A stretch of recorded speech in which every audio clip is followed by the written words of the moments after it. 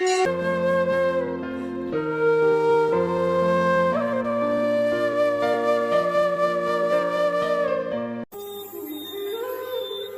गांव में जानकी नामक एक गरीब विधवा अपने बेटे सूरज के साथ रहती थी। पति के गुजर जाने के बाद जानकी घरों में चौका बर्तन करके अपना परिवार चला रही थी। जानकी सदैव भगवान की पूजा किया करती थी। उसके घर में ब्रह्मा, विष्णु, महेश त्रिदेवों की एक फोटो थी, जिसके आगे वो हर सुबह उठकर दीपक जलाया करती थी और नियम पूर्वक जो भी रूखा सूखा बनाती वो भोग लगाकर ही खाती थी। सूरज था तो छोटा पर समझदार बहुत था। वह अपनी माँ को अक्सर ऐसा करते देखता था। माँ, तुम भगवान की पूजा क्यों करती हो? इसलिए बेटा, ताकि भगवान हमें हर मुसीबत से बचाए। माँ, क्या भगवान हमें सारी मुसीबतों से बचा लेते हैं? हाँ बेटा, भगवान हमारी हर मुसीबत में रक्षा करते हैं। अपनी माँ से बातें करते करते सूरज सो जाता है। अगले दिन जानकी काम पर चली जाती है। एक दिन सूरज की तबीयत खराब थी, पर वो दवाई खाने के लिए लगातार मना कर रहा था।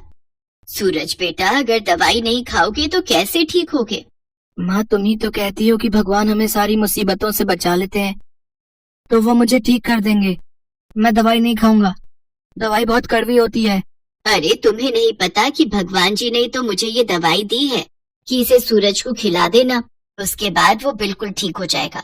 वो देखो, दवाई की पुड़िया भगवान के मंदिर में रखी है ना, और उन्होंने साथ में कटोरी में चीनी भी रखी है। अगर तुम्हें दवाई कड़वी लगे तो मैं तुम्हें चीनी खिला दूं। वो देखो। क्या सचमुच भगवान जी ने ये दवाई दी है?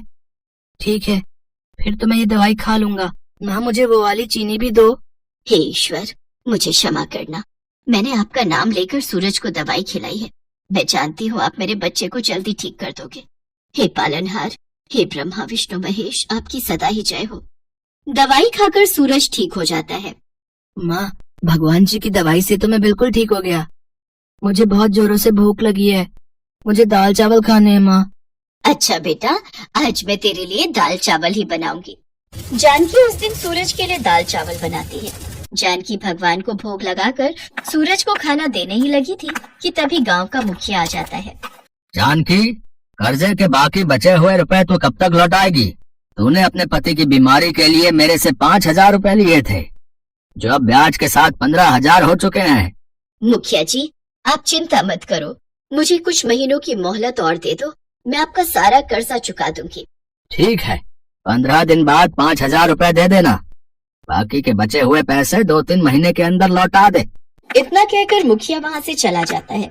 जानकी परेशान हो जाती है कि वो इतनी जल्दी रुपए कहाँ से लाएगी। जानकी घरों में काम करती थी, वहाँ से भी एडवांस रुपए मांगती है, पर पहले ही वो महीने के पैसे ले चुकी थी, इसलिए मालकिन ने एडवांस देने के लिए भी मना कर दिया। नहीं नहीं जानकी, ऐसे काम नहीं चलता। तुम्हें तो पता ही है सेठ जी पूरे महीने के पैसे एक साथ देते हैं। अब मैं तुम्हें एडवांस में पैसे दे दूंगी तो मुझे भी तो पूरे टाइम घर का खर्च चलाना है। सेठ जी शहर गए हुए हैं, पीछे से मुझे भी तो पैसों की जरूरत है, और वैसे भी मैं तुझे महीने के पैसे पहले ही दे चुकी हूँ। कोई बात नहीं मालकिन, आप परेशान मत हो। ऐसे ही कुछ दिन तक जानकी परेशान रहती है। वो कुछ भी नहीं समझ पा रही थी कि आखिर वो चौधरी का कर्ज कैसे चुकाए। एक दिन जानकी त्रिदेव की मूर्ति के आगे बैठी रो रही थी। हे प्रभु, मैं क्या करूं, मुझे कुछ समझ नहीं आ रहा। चौधरी साहब कल मेरे से कर्जे के 5,000 रुपए मांगने आ जाएंगे, पर मेरे पास उनको देने के लिए बिल्कुल भी पैसे नहीं है। अगर मैंने उन्हें पैसे नहीं दिए तो ये घर खाली करना पड़ेगा हमें, वो हमें यहाँ से निकाल देंगे। मेरी सहायता करो प्रभु, मेरी सहायता करो। माँ, तुम रो मत।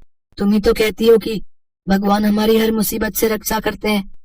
देखना, वो हमें भी इस मुसीबत से निकाल देंगे। पर जब मुखिया पैसे लेने के लिए आया तो जानकी के पास पैसे नहीं थे। मुखिया ने उसे खूब खरी खोटी सुनाई। जानकी, मैंने तुझसे कहा था कि तू कर्जे के 5,000 रुपए तैयार रखना, पर तूने ऐसा नहीं किया। कल दोपहर तक अगर तूने मेरे पैसे नहीं लौटाए तो मैं तुझे पुलिस के हवाले कर दूंगा, समझी? मुखिया जी, आपको पता भी है हमारी मदद करने के लिए भगवान जी आने वाले हैं। वो आपके सारे पैसे चुका देंगे। सही है, सही है। बच्चे को भी बहला फुसला रखा है कि भगवान आएंगे, भगवान आएंगे। देखता हूँ कल कौन से भगवान मेरे पैसे चुकाने आने वाले हैं। जानकी रोने लगती है। सूरज भगवान त्रिदेव के पास जाता है और उनसे कहता है, भगवान जी, माँ कहती है कि आप मुसीबत में हमेशा सहायता करने के लिए आते हो। कल मुखिया जी माँ को पुलिस के हवाले कर देंगे, आप उससे पहले आ जाना, मैं आपका इंतजार करूंगा। सूरज भगवान के आगे रोने लगता है और उसकी दर्द भरी पुकार ब्रह्मा विष्णु महेश तक पहुंचती है।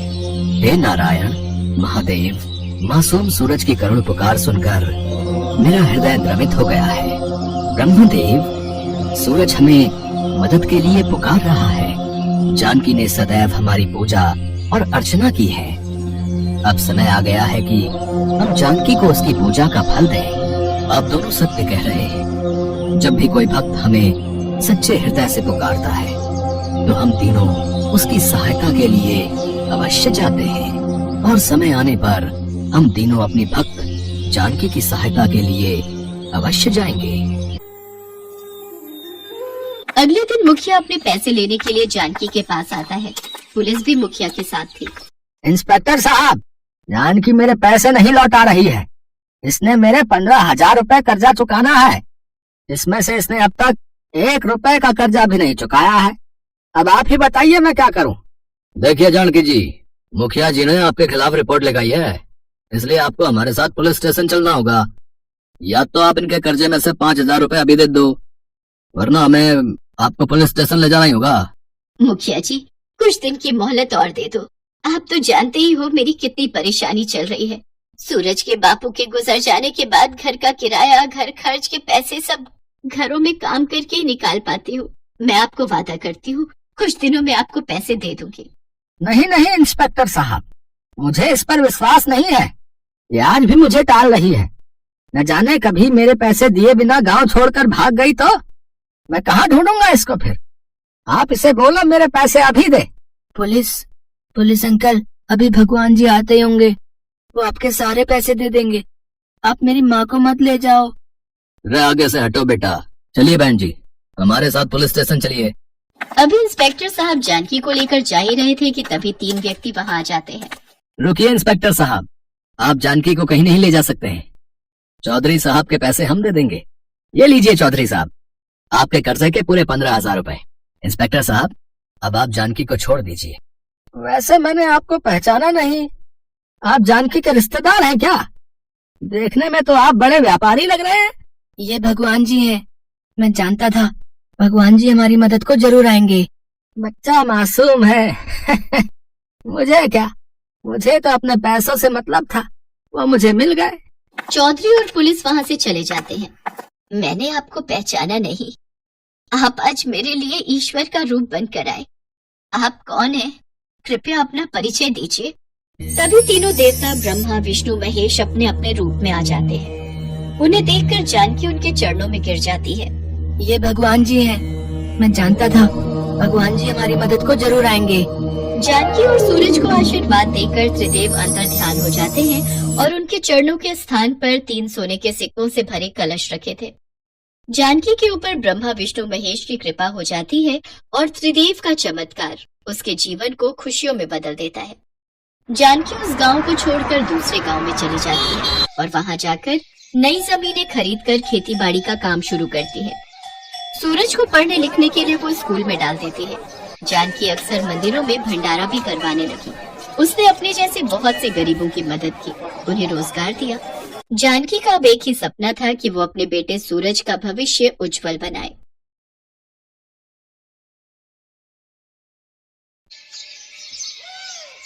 पृथ्वी की रक्षा और जन कल्याण के हित के लिए अनेकों बार भगवान विष्णु की भांति भगवान शिव ने भी अवतार लिया है।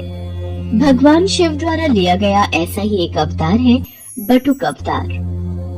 बटुक का अर्थ होता है छोटा बच्चा। पौराणिक कथा के अनुसार एक बार माँ पार्वती की पुत्री अशोक सुंदरी ने हुंड नामक दैत्य को अपनी बाल्यावस्था में एक श्राप दिया था कि उसकी मृत्यु अशोक सुंदरी के होने वाले पति नहुष के हाथों ही होगी। इसलिए बाल्यावस्था में ही हुंड ने नहुष का वध करने की योजना बनाई। मैं अशोक सुंदरी के श्राप को सिद्ध होने से पहले ही नष्ट कर दूंगा। मैं बाल्यावस्था में ही नहुष और अशोक सुंदरी का वध कर दूंगा। मुझे ये बात माताश्री को बतानी होगी। माताश्री, माताश्री, आप कहाँ हो? मेरा हृदय व्याकुल हो रहा है। क्या हुआ अशोक सुंदरी? आप इतनी घबराई हुई क्यों हो पुत्री? माताश्री, हुंड राक्षस नहुष को मारने के लिए निकल चुका है। वो नहुष का वध करने वाला है। उसको रोक लीजिए माताश्री, नहीं तो अनर्थ हो जाएगा। हुंड राक्षस की इतनी हिम्मत कि वो नहुष की हत्या करने का साहस कर बैठा। आज हुंड दैत्य को मेरे हाथों से कोई नहीं बचा सकता। देवता, ऋषि, मुनि सब हुंड के प्रकोप से तंग आ चुके हैं। अब मुझे उसका संहार करना ही होगा। देखते ही देखते माँ पार्वती माँ काली के रूप में आ जाती हैं। उनका क्रोध बढ़ रहा था। वो हाथों में खड्ग लिए हुंड के वध के लिए निकल पड़ती हैं। किंतु यदि वो हुंड का वध कर देती तो वो प्रकृति के खिलाफ हो जाता, क्योंकि हुंड दैत्य का वध नहुष के हाथों ही लिखा था। इसलिए माँ काली को रोकना जरूरी था। पर उनके क्रोध को कौन रोकेगा, यही समस्या थी। नारायण नारायण। प्रभु, माँ काली तो क्रोध में आकर हुंड का वध करने निकल चुकी है। अब इनके क्रोध को कौन शांत करेगा, कौन इन्हें रोकेगा? आप सही कह रहे हैं देवर्षि नारद। माँ काली को यदि रोका नहीं गया तो अनर्थ हो जाएगा। अब तो सिर्फ महादेव ही उनके क्रोध को शांत कर सकते हैं, जिस प्रकार उन्होंने पहले भी कई बार माँ काली के मार्ग में आकर उनके क्रोध को शांत किया है। आप तो जानते ही हैं देवर्षि नारद, जब देवी पार्वती अत्यंत क्रोधित होती हैं, तो वो महाकाली का रूप धारण कर लेती हैं और फिर उनके क्रोध को शांत करना असंभव हो जाता है। इतनी देर में सभी देवी देवता भगवान विष्णु के पास प्रकट होते हैं। प्रभु, देवी काली अत्यंत क्रोधित हो चुकी है। संसार भय से कांप रहा है। प्रभु, कुछ कीजिए। प्रभु, कुछ कीजिए। आप चिंतित मत होइए देवराजेंद्र, हम सब भगवान शिव के पास चलते हैं। महादेव, सभी देवी देवता आपके पास विनती हेतु आए हैं, इनकी सहायता कीजिए। मैं आपकी क्या सहायता कर सकता हूँ ब्रह्मदेव? आखिर क्या हुआ है? महादेव, हुंड दैत्य को पता चल चुका है कि भविष्य में उसका वध आपके होने वाले जामाता नहुष के हाथों ही होगा, इसलिए वो उसकी हत्या हेतु निकला है। देवी पार्वती इसी कारण क्रोध में आ गई हैं और उन्होंने माँ काली का रूप धारण कर लिया है। अब उनके क्रोध को केवल आप ही शांत कर सकते हैं देवाधिदेव। काली के क्रोध को शांत करने के लिए मुझे उनके सामने जाना होगा। सभी देवी देवताओं को आश्वासन देकर भगवान भोलेनाथ देवी काली के समक्ष प्रकट होते हैं। देवी काली क्रोध की अग्नि में जल रही थी। वो भगवान शिव को अपने सामने देखकर विशाल रूप धारण कर लेती हैं और उनका क्रोध अत्यधिक बढ़ जाता है। शिव जी भी उन्हें रोकने के लिए अपना विशाल रूप धारण कर लेते हैं। रुक जाओ देवी पार्वती, शांत हो जाओ। नहीं, अब मेरा क्रोध तभी शांत होगा जब मैं हुंड दैत्य का वध करूंगी। देवी पार्वती, यदि आपने हुंड का वध कर दिया तो हमारी पुत्री अशोक सुंदरी द्वारा दिए गए उस श्राप का क्या होगा? वो श्राप व्यर्थ जाएगा। आप उस श्राप की मर्यादा को कैसे भंग कर सकती हो? आप जानते हैं प्रभु, हुंड ने हमारी पुत्री और होने वाले जमाता को मारने का दुस्साहस किया है और आप कहते हैं कि मैं शांत हो जाऊं? नहीं। देवी पार्वती, आसमान की ओर देखिए। सभी देवी देवता आपके इस रौद्र रूप को देखकर घबरा रहे हैं। शांत हो जाओ पार्वती, यही संसार के हित में है। नहीं, अब मुझे कोई शांत नहीं कर सकता। आप मेरे मार्ग से हट जाइए, मैं आज नहीं रुकूंगी। पर रुकिए देवी पार्वती, हमारी पुत्री अशोक सुंदरी और नहुष दोनों ही सकुशल हैं, उन्हें कुछ नहीं हुआ। नारायण नारायण, अब क्या होगा प्रभु? माता तो क्रोध की अग्नि में आगे बढ़ चुकी है। अब महादेव माता को कैसे शांत करेंगे? उन्होंने तो महादेव की बात को मानने से भी इनकार कर दिया है। देवर्षि नारद, भगवान शिव के होते हुए हमें चिंता करने की कोई आवश्यकता नहीं है। वो देवी काली के क्रोध को शांत अवश्य करेंगे, आप निश्चिंत रहिए। माँ काली क्रोध में आगे बढ़ती जा रही थी। तभी उन्हें एक बालक के रोने की आवाज सुनाई दी। वास्तव में वो बालक कोई और नहीं बल्कि महादेव का ही अवतार था, जो हूबहू दिखने में महादेव की तरह ही था। अपने बाल रूप में महादेव रोए जा रहे थे। उनका रोना बंद नहीं हो रहा था। लगातार रोते बच्चे की आवाज को सुनकर माँ काली रुक जाती है। बच्चे का रोना माँ काली से देखा नहीं गया। वो उस बालक के पास जाती है। छोटे से बालक को रोता हुआ देख माँ काली से रहा नहीं जाता और वो उस बालक को गोद में उठा लेती है। ये बालक क्यों रो रहा है? ये बालक तो चुप ही नहीं हो रहा।